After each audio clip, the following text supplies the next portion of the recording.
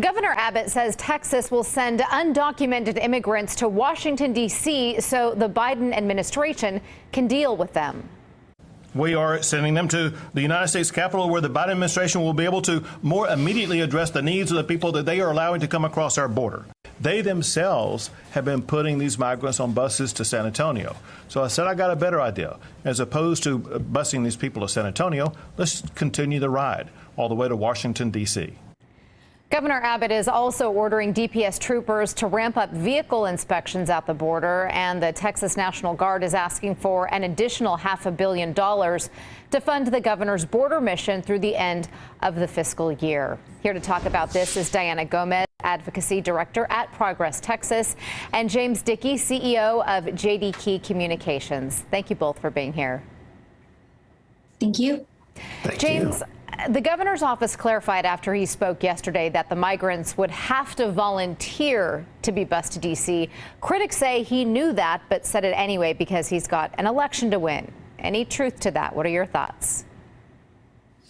Well, of course, they are going to follow the law. And part of the problem is that the federal government has created this problem. To be clear, what we're talking about is, according to their own estimates, the Border Patrol is expecting us to get to 18,000 illegal immigrants crossing the border every day. That means a new city's worth of population, a new Austin's worth of population every 2 months. That is not sustainable. Texas can't take it on its own.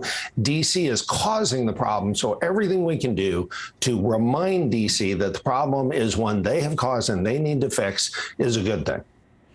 Diana, should the governor be using DPS troopers as backdrops in what some say looked like a campaign commercial when discussing the border? No, he should not be doing that, because what he's essentially doing is political theater, which is what he does best. And the reason is to cover up for 25 failed years of Republican leadership that has led to a teacher shortage, a broken foster care system, and no answer to our housing crisis. These are all real problems, none of them that are taking place at the border.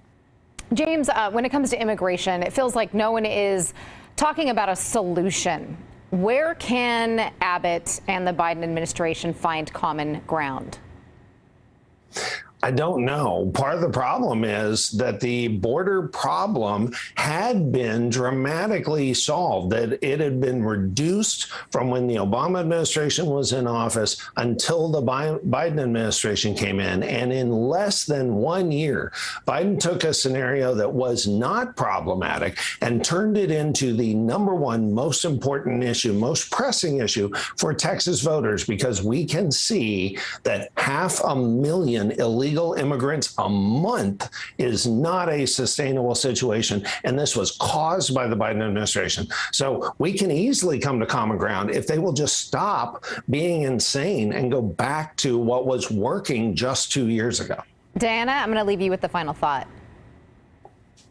Basically, Title 42 is a Trump-era policy that the Biden administration is correct in lifting, whether from Ukraine or from Central America. Seeking asylum is a human right.